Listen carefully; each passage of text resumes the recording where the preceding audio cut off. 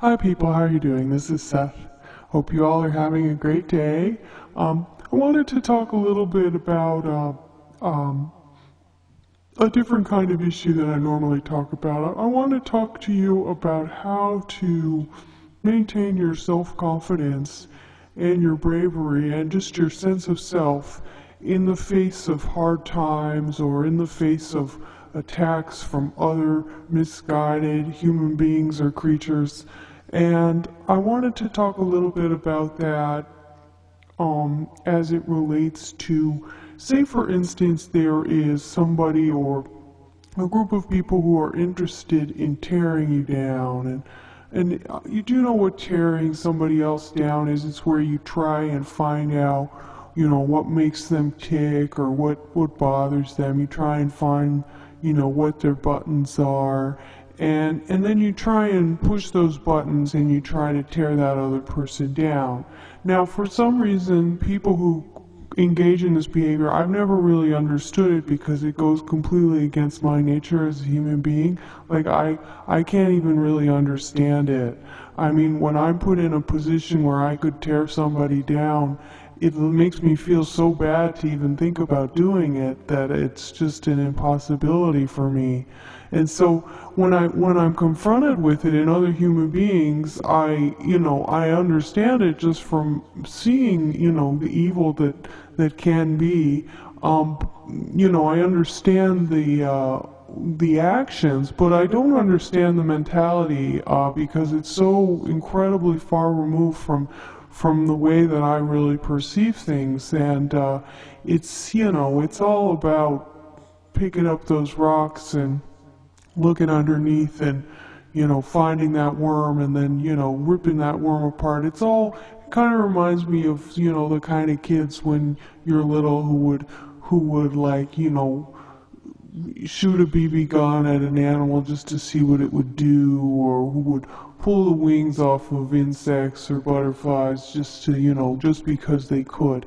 And it kind of relates a little bit to the power and control message that I sent out yesterday, in that it's sort of a person, stretching their wings and saying, who they are in relation to other things in the world. It's kind of like these people can't really understand what's going on around them unless they're messing with it in some way. They need to, maybe they don't have a lot of depth of feeling, and so they need to cause other things to react to them in order to feel things, because they don't understand really that everything is the same and that everything feels in some ways this sort of has similar reactions to things. But so these entities will try to find, a way to get under the other person's skin, and the typical ways are the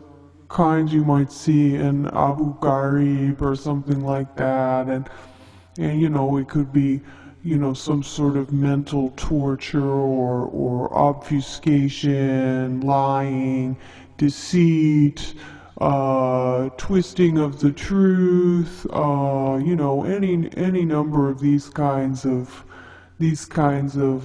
tactics. And it's all just really pretty manipulative. There's nothing that magical about it. It's just pretty much plain old manipulation.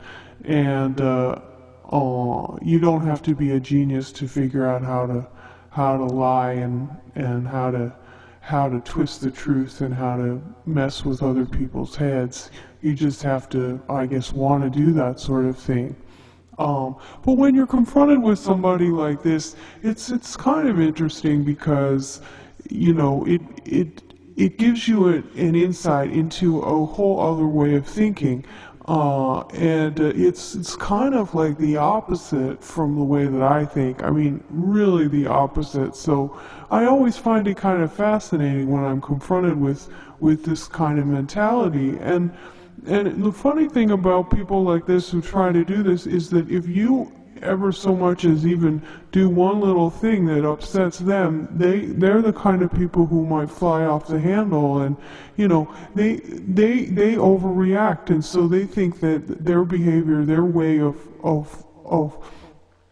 trying to push other people's buttons is because their buttons are being pushed or something. They're defensive. They're very defensive. And the thing is that somebody like me, who's a light worker, who, is all about accepting and non-judgment and metta sutta and things like that, somebody like me, I don't have buttons, sure, I get hurt and I get down and I get, upset. And there are things that I want that I don't get, and it makes me sad for a little while.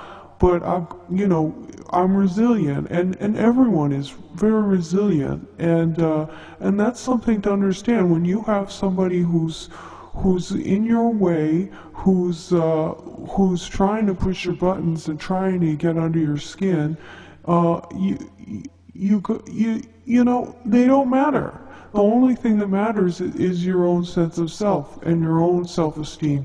Now, they could say anything about you. They could say whatever they wanted. They could try to make you think that you are something that they think that you might be, or you are, bad, or you are, humiliated, or you are, hurt. You are confused, you are beat up, you are, torn asunder into small little pieces. But the fact is that nobody in the whole entire world can do that to you unless you let them. And, that's a message that you hear over and over again, from parents and teachers and people like that. But it's really true. And it's like a mirage they're throwing up, trying to manipulate you into perceiving things in a way that they like. It's kind of a power trip for them to go through the motions in that way and to try and make you see things in the way that they want you to see them. But the fact is that you have your own path and your own destiny and your own place that you're going to in your life. And although, yes, in the manifest realm you share this world with people who are misguided, and God bless them, but they are very misguided, you don't have to prescribe to their worldview, their view of you, or because you have your own view of things. And if you develop that, if you work on that, if you work on developing your own vision of your world and your own perception, you will gain personal power. And personal power, like I said before, is not about, sort of throwing your weight around and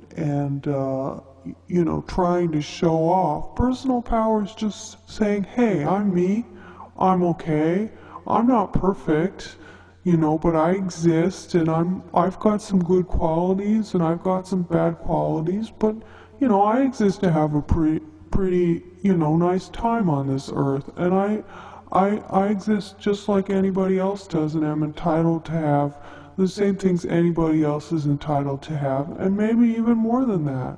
Because this is your journey and this is your path.